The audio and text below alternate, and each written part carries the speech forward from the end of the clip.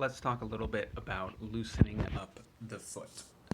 So you can do some sort of like self-massage stuff. If you have a lacrosse ball, you can just stand on it on one foot and just kind of roll it around. Anything that's tender, spend a little bit more time on that. Another good just self-massage thing, as long as you have the mobility for it, is to just get your hands in there and wiggle it around like this. So I'm just like taking my outer toes up a little bit, and then I'm taking my inner toes up a little bit. And I'm kind of like spinning it around, trying to bend it, bring the middle up, and I can do it the other way. Bring the middle down, and I can just work it around like that, right? Even get up in the toes if you can. Just trying to get this moving around, get whatever is in there to kind of loosen up. And I like to definitely spend some time on the heel. Even just this little like grab, this little pinch here can do a lot of good stuff. Generally the right foot tends to be a little overactive and the left one tends to be underactive.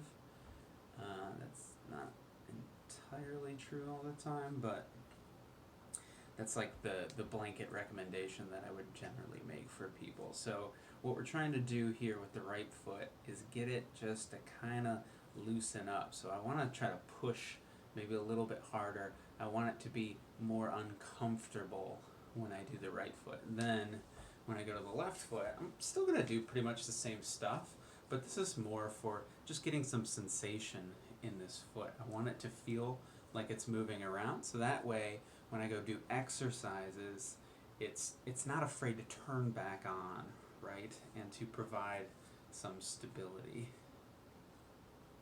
So that's a good start, just general massage stuff. Other stuff that you can just kind of like write the alphabet, with it, and just move that ankle around, right? And you could do that with both sides. You can do just an active stretch like this, where I'm pulling my toes up as high as I can.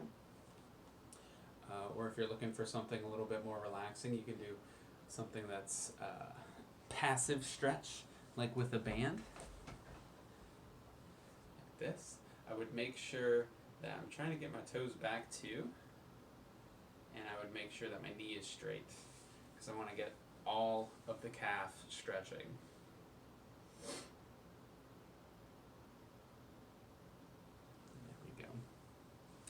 Then outside of that, we have to consider hip position stuff. So that can generally be pretty specific to the person. If you feel like your right foot is really, really tight, there's two major things that I would try to do. One, I would try to turn on your left inner thigh muscle. And two, I would try to turn on your right glute muscle.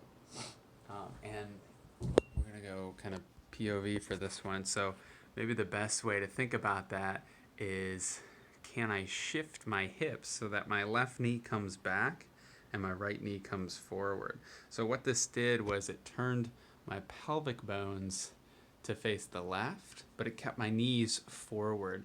So it's kind of like doing this, right? But this is a little less successful generally. This shifting will translate further up the chain of my body. If I am doing this and I feel it only in my back and I don't feel it in this inner thigh and or this right outer hip glute, then I'm doing it wrong and I need a different way to do it. So doing it seated can be pretty difficult. The other way that I like to mess with it is laying down and just kind of shifting the hip forward and backward. So when I shift this top knee forward, I should feel the bottom side inner thigh. And then the reverse, when I shift the top knee backward, I should feel the top side inner thigh. And I would just like go, hold it, get it, and then go back, hold it, get it. Just maybe like a 2-second hold. just so I can be pretty confident that I'm getting it. And what this does is it starts to address the chain of the muscles that are going on. So when I'm doing a split squat or a squat and I'm loading my leg, I can only get activity in my muscles if they have the position to get that activity, right? And so what generally happens is the right inner thigh has a lot of position that helps it get a lot of activity. And what that does is it pulls our weight over to the right. And then, let's watch my foot here.